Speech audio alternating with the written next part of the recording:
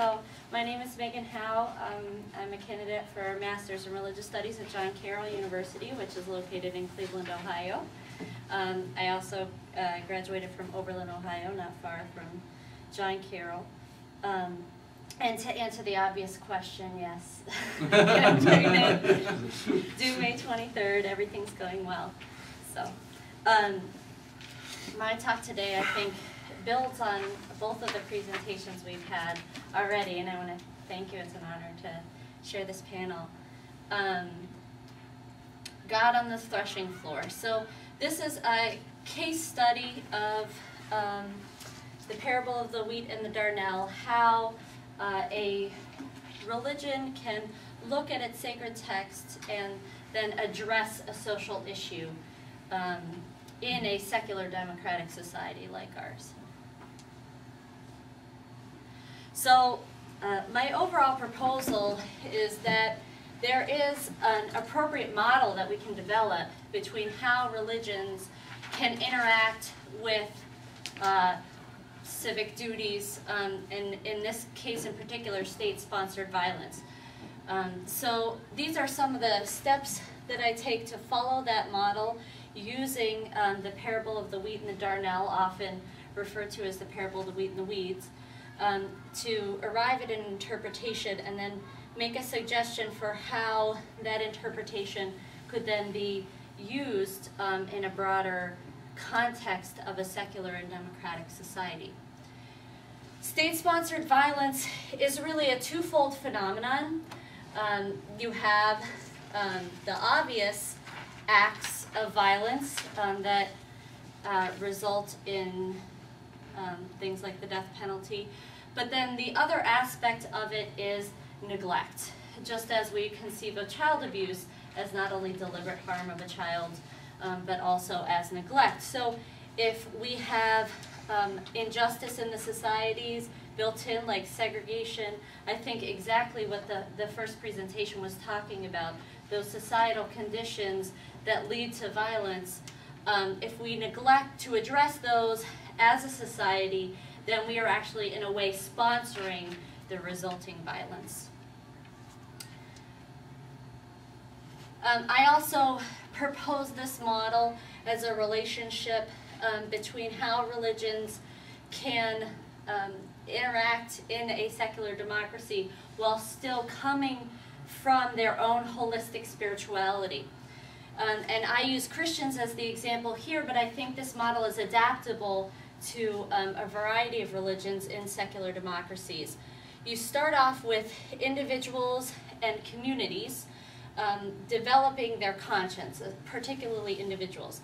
So here Christians would look at the life and teachings of Jesus that would be influenced by their own personal experiences, by the teachings of their churches, and then through that development of their conscience, then Christians would start making arguments to each other based on their interpretations of those teachings. So this is the part that really would be different between different religions of how they decide to interact with their sacred texts and their belief systems. But in religion, or in Christianity, I would argue that you have to look at the methods of the interpretation, the authenticity of that teaching, and also the social context that you're going to try and apply that interpretation to and whether it's appropriate. Then once that argument is made, there needs to be an evaluation in the community if that interpretation is indeed correct in the corporate knowledge of God through revelation. So this is kind of a built-in balance, kind of like checks and balances. And then after a consensus is reached in the Christian community, then they could go to the broader secular democracy to try and articulate their vision. But that can't be done in the terms of just Christianity. It has to be done in terms that are relevant to all the members of society, whether they share their belief systems or not. And I took each section from different places, but this last one actually is also an argument made by Senator Barack Obama in a speech he made last year, and I think he's an excellent example of how we are currently still struggling to develop a good model for how religion should be interacting with our public candidates and our public policy. So my case study revolves around the parable of the wheat and the weeds. And first I look at the models for interpretation that would be appropriate. So I use Paul Michel's procedures. He suggests 4 procedures that are appropriate for figurative language in general. My argument is that Jesus' parables are figurative language, and therefore these procedures would be appropriate.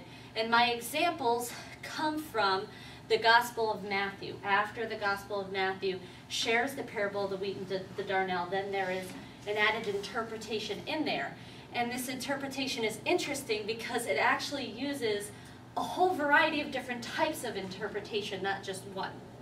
But I'm not arguing that this is the authoritative interpretation, but rather is one actually originating not from Jesus, but from the early Christian community.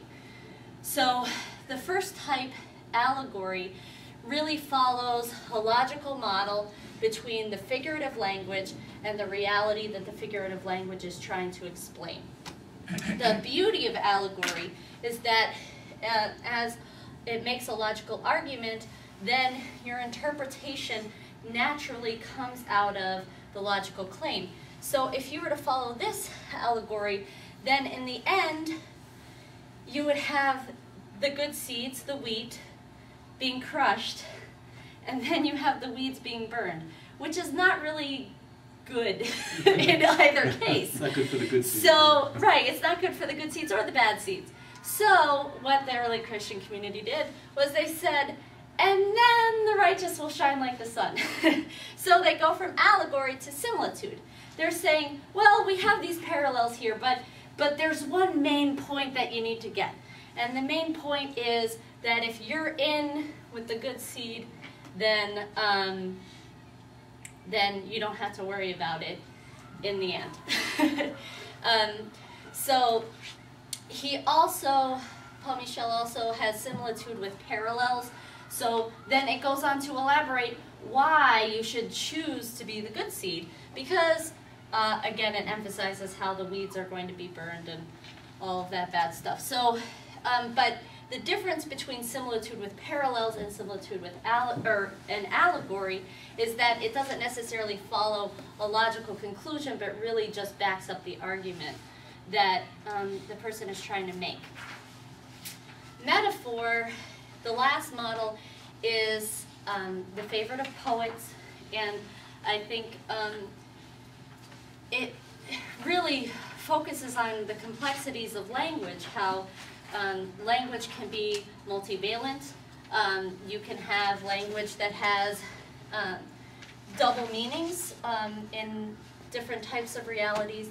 And my argument, to kind of give away the surprise ending, is that the kingdom of God that Jesus is teaching about in his parables is in itself a metaphor, because it's something that both exists and doesn't exist. And that's the essence of metaphor. It's tensive language, so it has to hold a tension between the comparison that's being made, and also acknowledging that even though this comparison is being made, there's still an aspect in which these two things that are being compared cannot be the same. So Jesus, in talking about the kingdom of God, says this is something that exists now, and it's also something that can't really ever exist in the finite context of our world as it currently exists. So, how do we decide?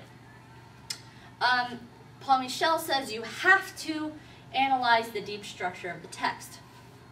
The problem with analyzing the deep structure of the text in this instance is that I'm going to try and reconstruct the parable based on two different sources. So it takes it out of its literary context of either of the Gospels.